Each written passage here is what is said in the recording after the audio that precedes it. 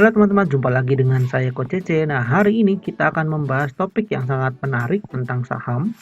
Jadi di sini saya ibaratkan sebagai sebuah klub sepak bola atau kesebelasan saham. Nah, di sini saya akan pilih 11 saham terbaik yang pastinya versi Coach Cece sendiri. Jadi untuk teman-teman yang nanti melihat ini dan mungkin punya versi yang lain, silahkan, tidak masalah karena versi setiap orang bisa berbeda ya. Nah, di sini di kesebelasan Coach C ini saya berlaku manajer ya, jadi yang akan mengatur nih pemain mana yang akan dimainkan, pemain mana yang akan dijual. Nah, di sini saya akan pakai formasi 4-3-3 yang cukup menyerang walaupun nanti pemain-pemain ini tidak benar-benar menyerang semua ya. Nah, saya gunakan strategi balance. Balance itu artinya pemainnya agresif dan defensif punya porsi yang sama dan sesuai porsi masing-masing. Lalu juga saya mengandalkan counter attack, itu adalah serangan balik. Nanti ketika merah sahamnya kita beli dengan harapan waktu hijau cuannya jadi lebih banyak. Tapi ini semua mindsetnya investasi ya. Dan tidak lupa juga mengingatkan bahwa semua yang ada di sini adalah disclaimer on. Jadi bukan berarti dengan saya sharing seperti ini teman-teman diwajibkan membeli semuanya, enggak juga. Walaupun di sini sharingnya 11 saham, tapi mau cuma beli 1-2 juga enggak jadi masalah. Dan pilih yang cocok dengan kalian masing-masing, sesuai tujuan kalian masing-masing ya. Jangan karena nonton ini jadi beli semua. Oke, kita mulai aja. Nah, yang pertama posisi goalkeeper atau posisi penjaga gawang, tugas dia itu kan menjaga gawang tetap terjaga nggak kebobolan ya. Tapi dalam saham saya artikan sebagai menjaga cash supaya tetap aman. Jadi jangan sampai uang cash kita itu berkurang.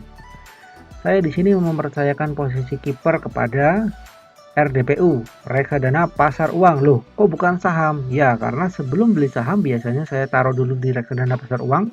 Ketika ada peluang baru dibelikan saham. Jadi nggak melulu harus langsung beli saham. Nah, sosoknya seperti Buffon ceritanya ya.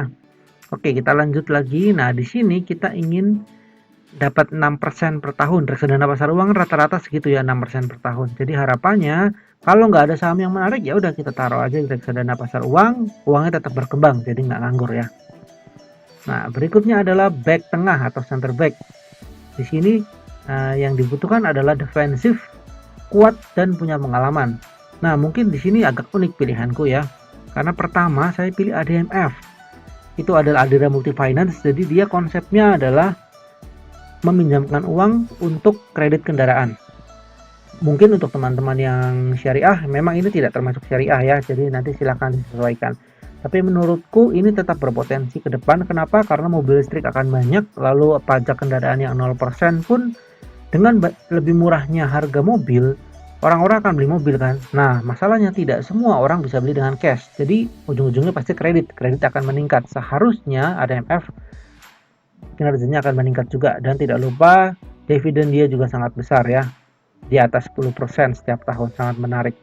Terus back yang kedua saya tempatkan Power di sini. Di sini ada Cikarang Listrik Indo. Jadi memang sih performanya akhir-akhir ini sedang menurun ya beberapa tahun terakhir, tapi sekarang ada potensi untuk namanya turnaround. Jadi karena ada mobil listrik, lalu kebutuhan akan listrik juga meningkat.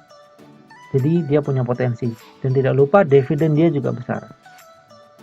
Nah, di sini yang diandalkan adalah dividennya. Jadi biarpun nanti sahamnya misalnya nyangkut ya, kita tetap dapat dividen. Dan tidak lupa nih, kalau nanti ekonominya sudah membaik, capital gain juga kita dapatkan, dan saham ini akan terus tumbuh. Seperti tadi, kalau kredit banyak jadi akan terus tumbuh, dan ini pembalikan hasilnya, jadi sudah turn around tadi menjadi saham yang lebih baik lagi kinerjanya, akan tumbuh terus.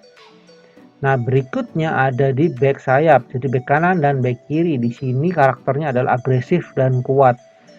Bisa tebak nggak kira-kira saham apa? Nah, di sini saya memilih back kanan PTBA. PTBA ini kan perusahaan batubara ya. Loh, katanya batubara nggak bisa buat jangka panjang. Ya, betul. Secara capital gain ya, tapi karena PTBA ini punya fundamental yang sangat baik dan juga punya dividen yang tinggi, jadi saya letakkan dia di back kanan. Dia tipenya kan agresif. Ketika harga batu baranya naik, maka akan meningkat juga. Tapi kalau misalnya batu bara turun ya dia akan turun juga harga sahamnya. Tapi yang penting dividennya dia tadi kuat. Jadi dia bisa agresif ya. Kalau batu bara harganya juga meningkat. Nah, terus di kiri ada punya Inco. Ini lawannya batu bara nih. Ini ada nikel. Kenapa kok Inco nggak Antam? Karena Inco fundamentalnya lebih baik, jadi pergerakan harganya tidak se-ekstrim Antam. Saya lebih suka yang seperti itu ya, daripada hari ini langsung naik misalnya ke 3.000 atau ke 4.000, tiba-tiba minggu depan balik lagi ke 3.000 lagi. Wah, itu bikin repot juga kalau kayak gitu. Sedangkan kalau Inco naik turunnya lambat tapi pasti. Nah, di sini juga yang diharapkan adalah dividen dari PTBA ya, kalau Inco belum terlalu. Nah, capital gain bisa kita harapkan dari Inco atau PTBA itu sendiri, dan perusahaan ini juga tetap tumbuh dari tahun ke tahun selama potensi nikel dan batubara masih tetap terjaga. Nah, berikutnya kita ke gelandang tengah. Fungsinya untuk mengalirkan bola ke depan biasanya kalau di sepak bola ya. Nah, di sini karakternya ada yang agresif juga ada yang defensif. Jadi ada yang untuk menyerang, ada yang untuk bertahan. Dia harus saham yang kuat dan juga tetap terus bertumbuh. Salah satunya saya pilih BJTM. Nah, BJTM ini kan dia defensif. Nah, ketika dibutuhkan dia akan turun ke belakang dengan dividen yang kuat dan fundamental yang baik. Lalu berikutnya saya punya EKAT. Nah, EKAT ini kan sebetulnya saham lapis 2 atau malah lapis 3 ya, karena masih kecil dia. Tapi dengan potensi yang sangat baik, dia tuh pertumbuhannya itu sekelas dengan BBCA loh, pertumbuhan sahamnya ya. Walaupun market cap-nya masih kecil. Jadi ini menarik, masa depan juga akan tetap baik karena jualan online semakin banyak, artinya kebutuhan akan solatif akan semakin banyak. Nah, kalau teman-teman bingung nih EKAT itu perusahaan apa atau ada yang tadi disebutkan perusahaan apa, silakan cari lebih dalam karena nggak akan jelasin satu-satu secara detail di sini. Terus berikutnya ada Telkom. Nah, Telkom perusahaan lama ya, yang sebenarnya sih aku kurang suka untuk investasi karena harganya yang gitu-gitu aja. Tapi dengan potensi 5G dan juga internet yang semakin tinggi, ada kemungkinan besar punya potensi yang tinggi di kemudian hari. Nah, berikutnya di penyerang. Nah, ini seru. Jadi kalau teman-teman lihat tadi saham-sahamnya kan malah bisa dibilang kurang bisa ditebak ya, tidak mainstream istilahnya. Nah, sekarang kita punya penyerang yang stabil. Jadi syarat utamanya aku harus stabil, kuat, tumbuh, dan efektif. Nah, artinya gini, stabil itu dia harus terus bisa mencetak gol, nggak mau hanya satu kali hat-trick terus tiba-tiba mandul berapa pertandingan. Nah, itu yang tidak diinginkan. Jadi lebih baik cetak gol satu setiap pertandingan tapi pasti. Pertama ada BBRI. Ya, BBRI kita semua udah tahu saham ini sangat baik dan stabil pertumbuhannya. Jadi dia sangat kuat untuk menyerang. Jadi saham BBRI ini nanti bisa menyelamatkan portofolio kita. Walaupun dia turun dalam, dia akan kembali lagi. Seperti waktu COVID kemarin ya, sempat ke 2.200 lalu bisa kembali lagi dengan cepat ke 4.700. Lalu berikutnya ada BBCA, ini juga sama, saham yang besar dan bisa diandalkan. Harganya juga sangat menarik, walaupun mahal tapi terus tumbuh dari tahun ke tahun. Dan terakhir ada SIDO. Nah, ini yang unik ya. Kenapa ada SIDO di sini? Dia kan geraknya lambat. Ya, betul, lambat tapi stabil, kuat dan terus bertumbuh. Jadi saya mau punya penyerang yang bisa diandalkan untuk meningkatkan kinerja portofolio secara jangka panjang. Oke, kalau tadi kita sudah melihat tim inti, sekarang pastinya punya tim cadangan dong ya, nggak mungkin hanya 11 itu aja. Nah, tim cadangan ini sebetulnya secara potensi dan fundamental baik, cuma yang performnya saat ini belum terlalu menonjol, jadi sementara dicadangkan. Nah, nanti kalau ada pemain inti yang kurang baik bisa kita ganti dengan ini ya. Pertama ada kipernya Ori. Ori ini obligasi. Ya, jadi ini penggantinya RDPU nih. Ketika RDPU nanti kurang baik performanya bisa kita alihkan ke Ori. Jadi dua ini sangat aman. Nah, kita punya back ICBP dan Mayora. ICBP sekarang performanya lagi buruk, Mayora juga lagi mandek karena consumer masih tertekan. Nanti berikutnya mudah-mudahan bisa lebih baik lagi. Ada BBNI dan BMRI, dua saham ini juga sudah terkenal bagus ya, cukup agresif. Cuma sayangnya juga kalau turun lumayan dalam ini dibanding BRI dan BCA. Jadi cocok untuk back sayap ya. Terus ada tengahnya ada MDKA, Link dan MTDL. Nah, ini mungkin kurang familiar bagi kalian yang baru ya.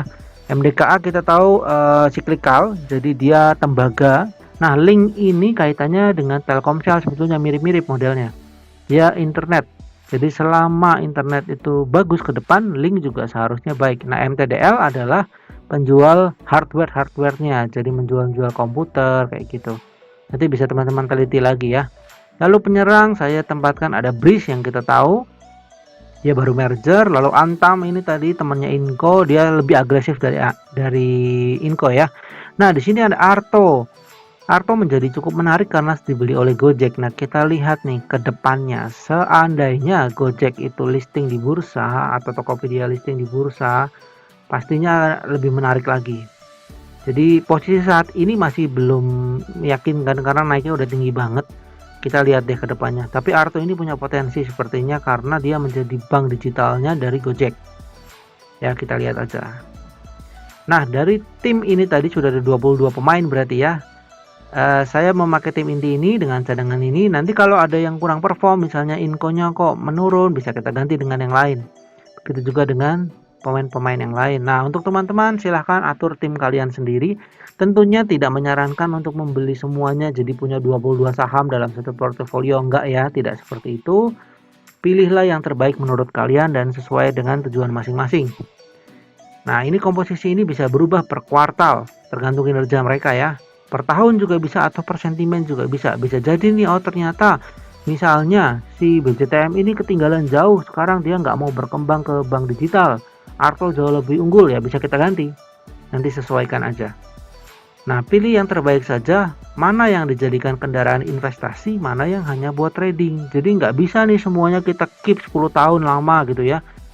Belum tentu, misalnya si Inco ini terus bertahan 10 tahun, bisa jadi ada penurunan. Nah, silakan disesuaikan oleh teman-teman, atur strategi investasimu. Sudah atur belum nih? Nah, kalau tim kalian seperti apa, silakan ceritakan di kolom komentar ya. Terima kasih, semoga bermanfaat.